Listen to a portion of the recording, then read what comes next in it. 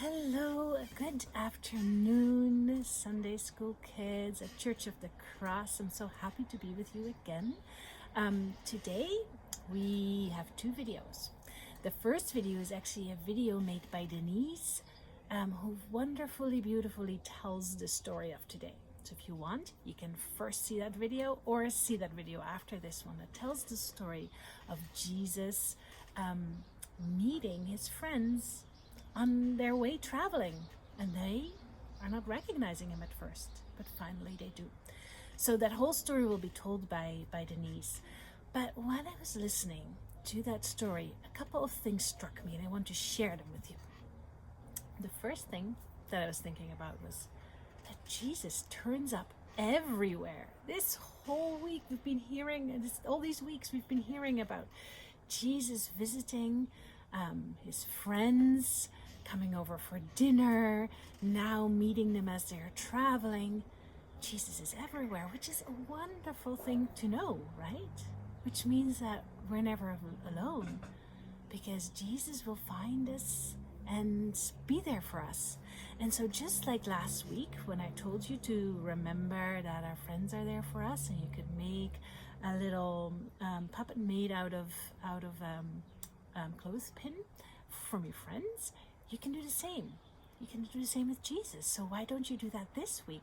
Take a clothespin and create your own version of Jesus to remind you that Jesus is always with you. And so here I have one that Sam made, and here for our Sunday school lesson I'm gonna take this little Jesus with me as we're traveling today. So that was the first thing. Jesus is everywhere that I was thinking about. The other thing that I was thinking about is that it's important to pay attention to the small things of wonder in our everyday.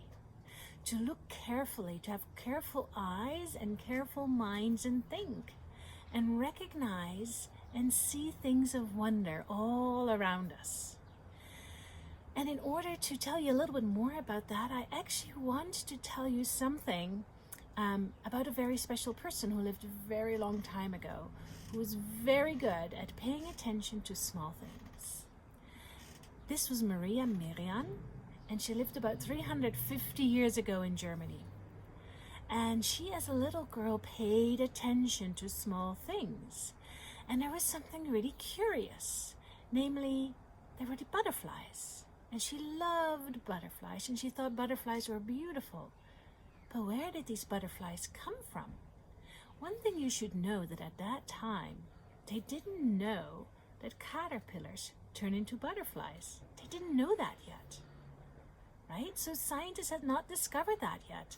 And so what she did, she had a hunch that caterpillars and butterflies were related. And she wanted to find out more. And how did she do that? Well, she went outside in a time where girls were not supposed to think for themselves, where girls were not supposed to be leaders. She went outside, gathered caterpillars, brought them in their house and fed them, and figured out what these caterpillars liked, right? Because caterpillars have their own favorite plants. And then she saw what happened. And then she carefully, in beautiful drawings, documented the whole process of the caterpillars and the chrysalis and the caterpillars turning into butterflies. So she became a scientist in that way. But remember, this was at a time where girls were not supposed to think for themselves.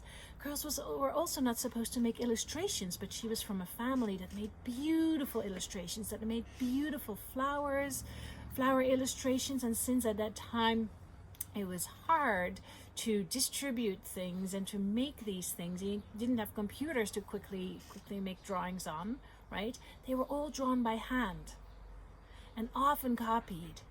And so even though she was a girl and she was not supposed to be part of that whole process, and she was not supposed to be an artist, right? Her father needed her help. And so while he made the beautiful flowers and the tulips, one thing that they did on all these illustrations to make them a little bit more playful was add bugs to them, butterflies and little critters. And so she was the one who got to do that. So she got to make the little butterfly or make the little caterpillar together with that flower. And so she got really good at drawing. And then when she was older and she got to be a grown-up, she went and did this herself, and she became an independent businesswoman, making her drawings. And I can show you some of them. There are in color, but these are in black and white because you can do them. These are some coloring pages you will get this week to color. So this is a flower that she drew, and another. And here are some of the bugs, right? So she made these beautiful, colorful paintings of flowers and bugs. And then she traveled all over the world. She traveled to Suriname to see the butterflies there. And she was somebody who could notice the smallest flower, the smallest animal, the smallest creature, and made it into a beautiful work of art. She also noticed people around her and noticed things around her. She noticed people were having a hard time around her. She noticed people in Suriname were having a hard time around her. And she wrote about that in her book. And she published this beautiful book about butterflies and about life in Suriname. And so she was a very, very special person that in a time that was by no means friendly to women doing these types of things, she went and traveled all over the world.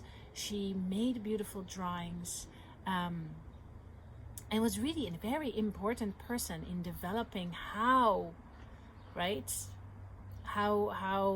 creatures develop, how caterpillars turn into butterflies. So she was both a scientist and an artist in her own right. So I want you to learn a little bit about her. But as you're thinking, maybe, because this was the third thing, right? That struck me when I was listening to the story today. I was thinking about that Jesus shows up everywhere. I was thinking about that we should pay attention to the wonders in the everyday, just like Maria Merian did. But then I also thought about these disciples that were traveling, and I was thinking, I wish I could travel. And I have a beautiful garden, and so I'm very happy with that, right? But I sometimes wish I could go a bit further. And Sam and Owen are thinking that too. They wish they can go a little further. They can see things again. And at the moment, we can't do that, right? And Maria Merian traveled, and the disciples traveled. And then I wish, why can't I do that? And then suddenly I thought, maybe I can. There's other ways that we can travel, right? If we're thinking about paying attention to the everyday, I can walk around my neighborhood and see flowers and beautiful creatures and insects all around me. So I can do that. But I can also travel in my imagination. And not just that, it's not just that I can use imagination and to learn about Maria Merian and travel with her, but what I can also do is I can travel other places because there's so many beautiful online resources. So one thing I would love for you to do this week is to join me and to travel to 3 places far away from us. I want you to come with me and travel to London, England. And in London, the Natural History Museum has an online exhibit, and I will give you the link. And when you go there, it's an online exhibit about Maria Merian's life and the life of 4 other really cool women scientists that people don't often hear about. So you can go there and you can learn about them and you can see their work. It's a beautiful online exhibit. The other place I want you to go with me is to go to Seoul in South Korea. That's really far. And so we can fly there in our imagination online. And there, the National Museum of Modern and Contemporary Art has an art exhibit that's all about gardens. Really beautiful contemporary art with all kinds of different reflections about gardens.